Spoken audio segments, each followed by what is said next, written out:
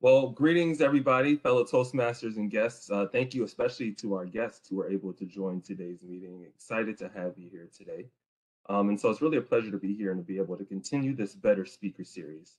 So, as many of the Toastmasters members know, I've been delivering this Better Speaker series for quite some time now. I was looking back at how long I've started this, and it's been almost, I think, 9 months to 10 months at this point. So you're aware, the Better Speaker series is a series of Toastmasters content that helps us learn how to improve upon our speaking skills as well as our speech writing skills.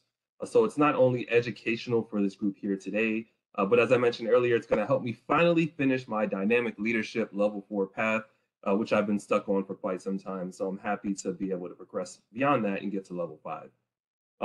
So I've already discussed a few of these Better Speaking series topics, such as controlling your fear, impromptu speaking, selecting your topic, knowing your audience, organizing your speech, and preparation and practice, which is what I delivered at our last meeting. And today I'll be covering how to use our body language when delivering a speech. And just to give you a heads up, I do have roughly 3 more modules to get through: crafting your introduction, crafting your conclusion, and then generally introducing a speaker. So if we run into more times where there's no speeches, you can't imagine that I'm going to continue my Better Speaker series. So if you're tired of hearing me ramble on about more educational related stuff, I encourage you to hop on and give some speeches about more fun topics. But in the end, I'll continue this path, and hopefully I'll be able to finish my dynamic leadership level 4 while giving you some good ideas on how to improve in speaking and speech writing. So back to the topic at hand, which is using your body language.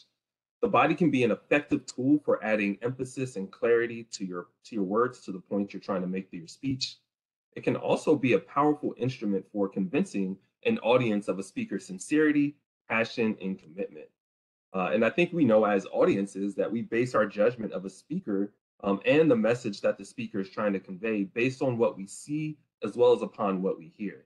So things like the speaker's stance, facial expression, hand gestures, which you see me doing a lot today, effectively moving the entire body, communicate more to an audience than just spoken words. So body language can also help us release nervous energy. If you've seen me before, especially in person, you notice I rock a lot, and that can be a bit distracting to the speakers. And I've heard that quite some time. So it's because I'm nervous, and it's a habit of mine. So if we can harness that nervous energy, it can contribute to our message at hand. And we know this is a challenge, especially in virtual settings where body language can be even more difficult to manage. So to help that, I'm going to go over some topics and ideas today on how to better leverage our body language, no matter what setting that we'll be delivering a speech in. So let's go ahead and get started. There are 3 general categories of body language.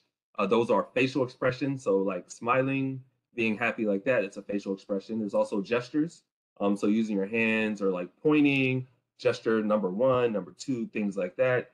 And then there's whole body movement, which is effectively difficult to manage in a virtual setting, but there is some things that we can control, such as our posture and like how close we are to the screen. That also plays a role in virtual settings as well. But let's start with facial expression. So, facial expression is often the key to the meaning behind a message. A speaker's face communicates more clearly than any other part of the body. And in virtual settings, when the audience's view is really just of your face and the upper portion of your body, those facial expressions take on added importance. So, an audience will watch a speaker's face for clues about what the speaker's feeling, what their sincerity is, their attitude toward the message, and then their conviction behind what they're trying to express as well. And so you want to make sure you match your facial expressions to the words that you're speaking. If we're talking about a tragedy, we want to make sure that our face is exuding feelings that are becoming of a tragedy. You don't want to start smiling like you're very super thrilled because your house burnt down. And I think that would actually be a mismatch of what you're trying to convey and the feelings that you're feeling versus what is actually on your face, and that can confuse the speaker. So eye contact. Let's talk a little bit about eye contact. Eye contact is very important. In some cultures, avoiding eye contact is considered to be dishonest, insincere, or disinterested, while in the others, it can be an expression of being polite and respect if you're not looking at somebody eye to eye. So you definitely want to make sure that you understand where you are located in terms of cultures and who's going to be included in the meeting. And to try to make everybody in the audience feel as though you're communicating with them in a personal manner. This projects an air of confidence and an air of sincerity. And those are sort of the things that the speaker are going to be listening, or the audience is going to be listening to. In a virtual setting, this means making sure that you're looking directly at the camera and not necessarily at the screens or at, if you're in my case, you have two screens up and you make sure you're staring at the right screen that the audience is looking to. It's going to feel really strange at first because we're used to looking around our office a little bit. We're used to looking at the speakers or the audience's expression just to get a pulse on how everybody's feeling. But if we want the audience to remain engaged and attentive, we have to look directly at our cameras to make sure that we're connecting with the audience. And so, a good rule of thumb virtually is to make sure that you're keeping your eye on the lenses of your laptop or your camera at least 90% of the time, and then using the remaining 10% of the time to make sure you're looking at the different boxes where your audience members are being shown to see if they're still interested in what you're trying to deliver. So that's just a general tip, and eye contact is important. Definitely when you're in person and you can scan the room and make contact with individuals, but even virtually where you want to make sure you're looking directly at the camera. Now we can move on to gestures, which are very important as well. Gestures reinforce verbal messages or convey a specific thought or emotion. They can be made by any part of the body, but are mostly made with your hands and your arms. You definitely want to avoid nervous mannerisms such as fidgeting with things like jewelry or your watch or maybe even your headphones, because that can give the audience an idea that you're nervous and it can distract and annoy the audience as well. Conversely, strong and purposeful, as well as complimentary gestures, strengthen your message and add interest to your presentations as well. So, there are three general types of gestures that I'm going to go through. They are conventional, descriptive, and emotional. Conventional gestures are symbols for words, such as a raised hand for stop. Like if you want somebody to stop, you may put your hand up. Or it could be two raised fingers for the number two as well. So those are examples of like how you use your hands and your gestures. There are also descriptive gestures that describe the idea that you are communicating. So if I'm talking about a distance or how wide a gap is, I may put my hands up like this to show you the gap or to show you the length of something that I'm trying to talk about. I may even talk about the shape, right? So if I'm talking about the size of this huge spider that was just in my garage that terrified me and made me run back inside, I would say, hey, the spider was actually this big. Like, can you imagine a spider that big? It's terrifying. I live too close to woods and swamps. But you can use your hands and your gestures to be able to help you with describing things. And also emotional gestures. So if you're really frustrated by something or you're annoyed, you may want to say, hey, this is how frustrated I am. It made me clench my fist, or you may put both of these up to show your frustration. Or, if you're tired, you may rub your eyes to show that you're exhausted, things like that. So those are more emotional gestures that are tied to feelings and help you describe the feeling that you're trying to get across to the audience. Gestures must be a natural outgrowth of the speaker's thoughts and feelings about a topic. Poorly planned gestures can look stiff and artificial, and it can really detract from your message. So, if I'm not really natural in how I'm trying to do gestures, and if you've ever seen Talladega Nights and Ricky Bobby, where his hands are in the interview just start to go up for no reason, and he doesn't know necessarily what to do with his hands, that becomes distracting to the audience, takes away from your message, gets people focused on the wrong things. The frequency and vigor of gestures must also be appropriate for the words, and they should also match the audience size. So for smaller audiences, you may want to use smaller and conversational gestures as well. And for large audiences, exaggerated audiences, you may want to be more flamboyant with the gestures that you use. Some gesture tips for virtual presentations would be to avoid touching your face. Because your face is one of the only things you can see in a virtual setting, the more you touch your face, or like me, like start to scratch your head, it can start to distract the audience. So you want to make sure that you maintain your body language in that sense. Also, during virtual meetings, you should try to avoid, if possible, frowning, yawning, staring, or other facial expressions that might indicate you're bored or you're hostile to the audience or the message that you're trying to get across. And then also, you want to smile as much as possible, shows that you're interested, excited about what you're sharing. But you also don't want to smile too much because, it'd be pretty creepy if you're just smiling the entire presentation. So you got to manage that, strike that right balance, but it's something you definitely want to factor into your speech and into your gesture toolkit. And then whole body movement is one that I think is the most difficult gesture or most difficult body language task to be able to manage, especially in a virtual setting.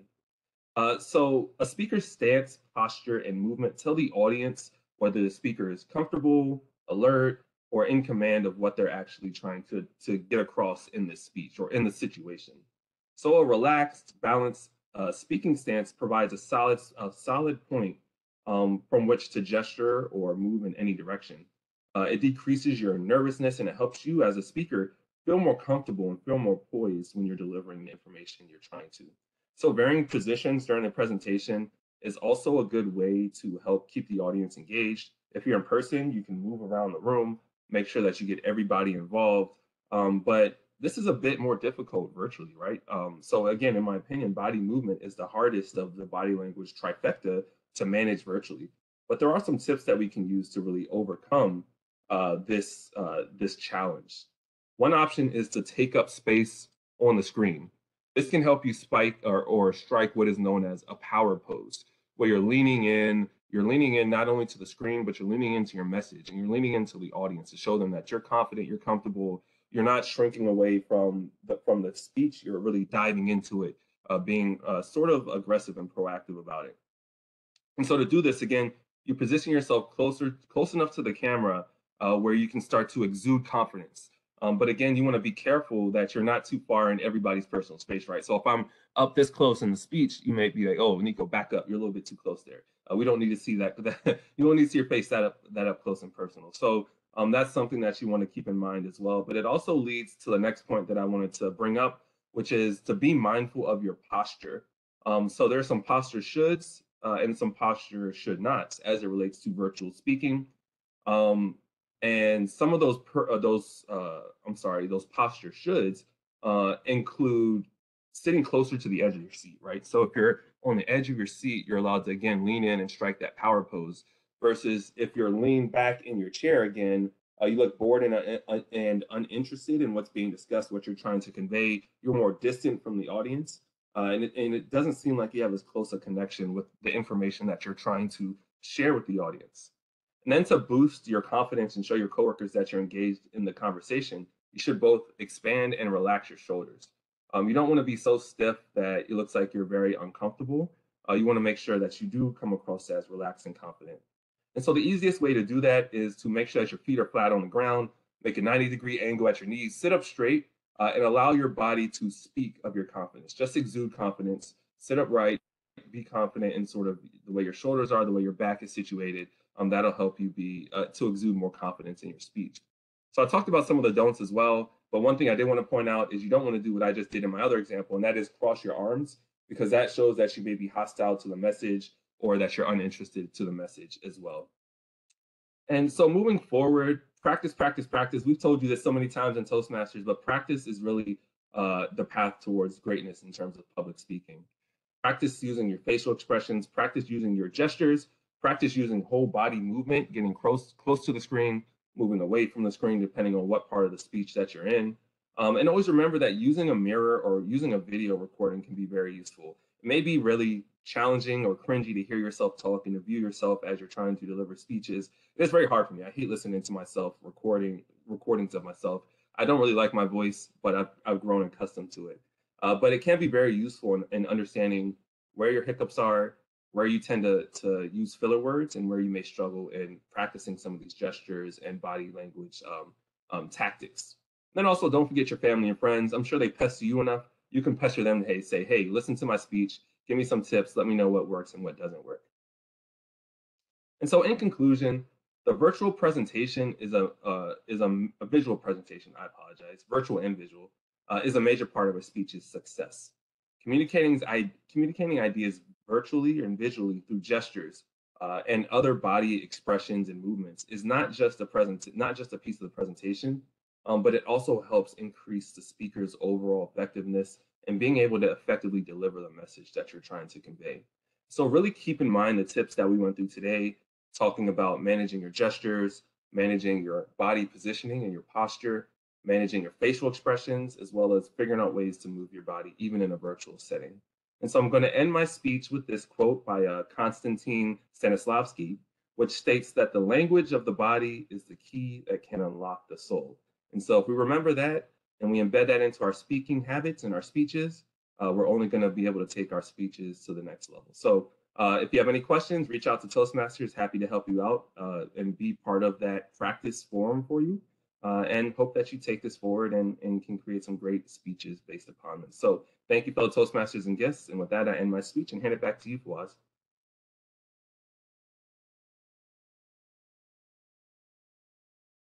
As always, Nico, it is whenever you do this. Oh, hold on. Are you timing me on Jaslyn? Or oh yeah, you got okay. Whenever you're doing this impromptu speeches, it just kind of motivates me to try it out because you always make it seem so easy. I'm sure you prepared it beforehand, but I procrastinate a lot of my speeches, and it makes me feel bad, or I don't want to say jealous, or I don't want to put any negative connotation because it's definitely a good thing what you're doing, but you make impromptu speeches look good, and it definitely motivates me to at the very least do my prepared speeches. And I know this is a part of your Better Speaker series, and as always, it's been very useful. And I think, especially since that's what we come here to do, knowing how to use our body language when we're giving a speech is very useful. And I really like that you talked about the virtual aspects of it as well. The fact that we are online, you talked about camera orientation, and you talked about being virtual, how you should stand closely to the camera. Again, that's the world we live in now. I don't think hybrid meetings, and I don't think virtual meetings are gonna go away. Maybe hybrid meetings, but yeah, I think it was very topical. I liked how in the introduction you caught up everyone with the Better Speaker series and what you're trying to do. And yeah, I think we should definitely have like a playlist and just update that every once in a while because it is definitely a really useful series. You also talked about how important body language is and why you are going to give this topic and why the people listening to to the speech should pay attention. So that was very good. And I really like your facial expressions.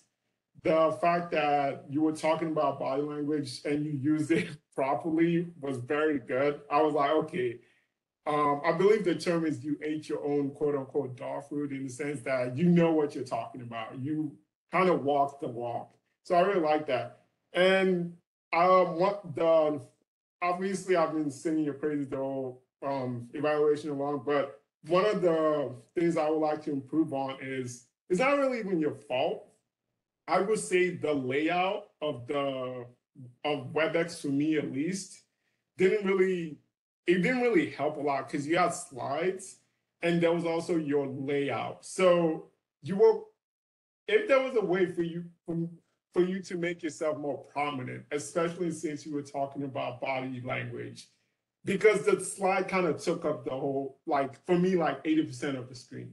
So since you were talking about body language, it kind of makes sense for you. I know WebEx has put yourself in the slides. Maybe that would be more appropriate. But again, it's like software on a software per software basis. So it's something to think about, like how to make yourself more prominent when you're using slides, how to make your body language more prominent when you're using slides. And some of the slides were kind of lacking on the outline issue in the sense that the types of gesture slides didn't really have the outline of everything you talked about. In the sense that if I kind of lost track of what you were talking about, I couldn't look at the slides to kind of catch up.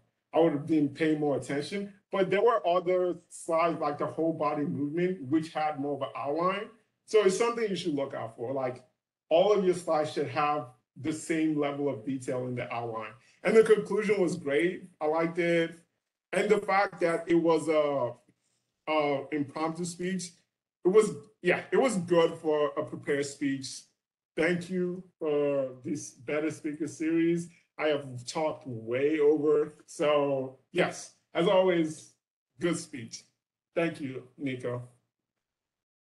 And the next, the next is the Our Counter Grammarian. The Our Counter Grammarian counts and reports on filler words, which is the ahs and ums, and evaluates the usage of grammar. The role for this meeting is filled by LaDon, and LaDon is gonna tell us which words we use, and hopefully the idea is we don't use that much of it. Please take it away, LaDon. Well, and thank you very much. I have one concern I was trying to understand in terms of the role of our counter. Sometimes we repeat the word. For example, we say with purpose and then say with purpose. So the repeat, I was wondering if it has to be considered as our counter, because once I saw it. So I will start with where the evaluation of this event today, the talk of Nico. It was great. I did not see really any awe. I just saw once the repeat of the words. When I say like going back and rereading, I only saw that once. And there was one so, which could have been in the right place. So it was not, I couldn't really say that it was a wrong so, but I heard one so that seemed to be in a proper place. For the table topic, it was actually great. I did not see us, especially from, am I saying your name correctly? Rasio? So it was amazing. It was your first time. And I was just really looking for some awe to tell you, oh, you're giving an awe, but you didn't. So it was great. And for other speakers as well. For Fawaz, I heard one awe. For the evaluation that Fawaz gave for the Nico's talk today, I've heard a few yay 3 times. And the last yes. And it was, I guess it was again. You know, you always, yeah, it's very good, because if you don't do that, then I feel like I have nothing to report. So please keep doing it. Thank you so much.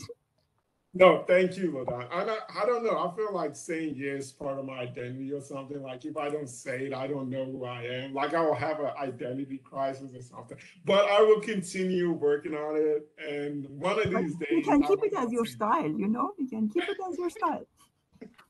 Sounds good. Thank you, LaDon. And now we're gonna go to the general evaluator who evaluates the meeting as a whole. And for this meeting, it's Nico Thomas. Take it away, Nico. Thanks, Fawaz, and thank you again, everybody, for the great meeting. I thought it went well. We were able to fill every role relatively quickly, and I think the flow of the meeting was very good, and everybody was really engaged. So we do appreciate that. I wanted to take some time to just explain a little bit more for our guests, the evaluation portion and counter grammarian. So thank you very much for the evaluation, Fawaz.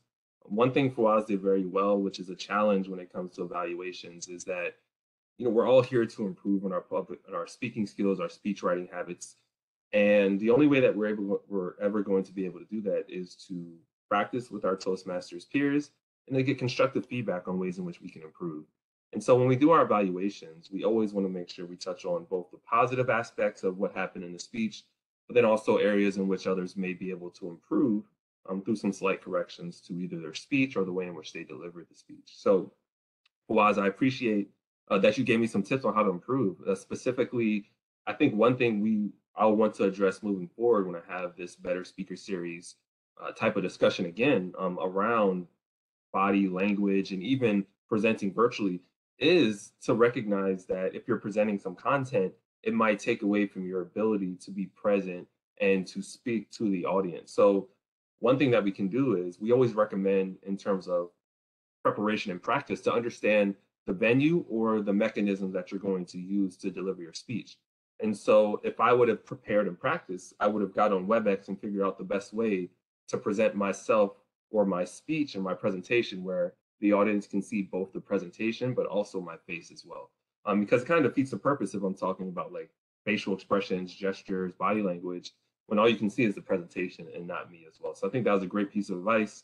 And then also the slides to make sure everything has the same level of rigor and detail. I think that was a great suggestion as well. So we have to be open, and one thing that I benefited on from being in Toastmasters is to not take everything personally and to really be open and honest when I'm receiving feedback, and to be willing to factor that feedback in. So we're in the Toastmasters, we're a friendly bunch. We're never going to be overly critical of you, and if we are, we're going to package it in a very nice way, like how Fawaz did, where it's not super critical. It's just constructive feedback so that we can all improve. So appreciate that, Fawaz. Evaluations are a very important component of being in Toastmasters, as is the odd counter grammarian, which LaDon did a great job. I would say, LaDon, repeat words are filler words, ones that we want to be aware of. Other filler words are ahs, you know, so's, the words that we tend to rely on when we're trying to figure out what we'd like to say. Instead of just taking a bit of a pause in our speech, we'll say or and that can become distracting to the audience. I like to use this example, but one time we were at a presentation and the speaker kept saying so much that it turned into a drinking game to, afterwards when we all met up, we had to take as many drinks as the person said So, we didn't really make it because there were so many we couldn't get that far. But it just turns into something that's distracting as opposed to listening to the content of the speech. And then finally, the timer report is also very important. We don't always have an endless amount of time to deliver our speech. And many times we have to fit it within a time slot. So if you've ever been to an hour-long forum where there's going to be 3 presentations in an hour, and then the first presentation takes up 45 minutes of that hour allotment of time, it just throws everything off. And then people start to get frustrated because you're taking longer, they tune you out. And so being able to understand and manage the time of your speech is very important. So all in all, I think today's meeting went very well. I hope our guests found it intriguing and valuable, and we look forward to teaching and giving you more information about Toastmasters, helping you along your speech journey and your speech writing journey. And if you have any questions, feel free to reach out to the officers on this call today, myself, Fawaz, and then Jaslyn. So with that, I'll end it with that portion of my evaluation. Thought it went well and happy to be here. So I'll hand it back over to you, Fawaz. Yeah, no, thank you, Nico. And I guess, that was a very good evaluation and just a general overview of the meetings. And now we're gonna go to the timer, and I'm actually probably gonna help her out with the Toastmasters timer portion, but Jaslyn that has kept time of everybody's speech and roles, and she's now gonna report the time. So we just stay on topic. Take it away, Jaslyn. Thank you, and thanks, Fawaz, for helping out with timing the table topics.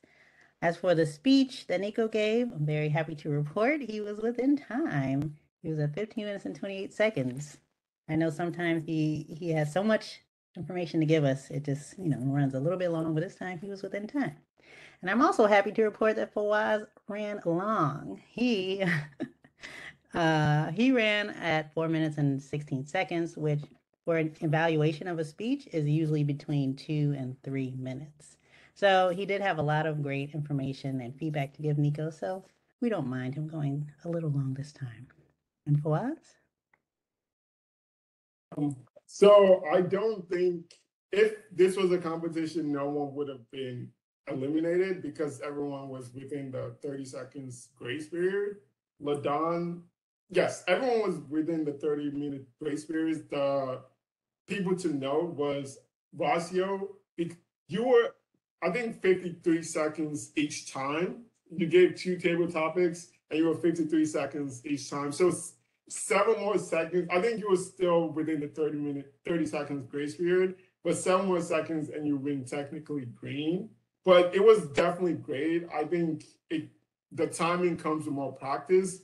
You definitely don't have to stay on topic. You can talk about anything. And I really appreciate you just stepping forward for 2 times. I don't know if this is your first time here, but yeah, kudos to having just the courage to just speak in front of people for 2 times. And I would say Derek spoke for 2 minutes and 8 seconds, but again, it was within the 2 minutes and 30 seconds time. And I learned a lot, so it wasn't that big of a deal. Again, if this was a competition, I think everyone would be fine. And thank you, everyone. It was a very great table topics. And yeah, there I go again. But yeah, again, no one was eliminated because of timing reasons. And now we've reached the part of I think we're gonna adjourn the meeting unless anyone has any news to talk about. I counted 5 more yows. I caught it. I caught the last one, so that's progress. That's progress. I caught the last one, so I'm making a little bit of progress. But yeah, It's always a work in progress, right? We've been in Toastmasters for so long, yes. but we still, if you don't flex your muscles and exercise them, they go away. And this is one of our muscles, so it's always a work in progress. Something to do each day. Thank you for coming to the table topics. Without much further ado, I'll let you guys go because yeah, we are 1 minute overboard. This was a great meeting. Thank you for everyone who stepped up. I really enjoyed this meeting. Hopefully next one I'll actually give my speech. Again, thank you and please come again. Please sign up and look out for any news we have for you guys. Thank you. Yeah, have a nice day. Thank you all. Have a great day. Bye-bye. You too. Bye.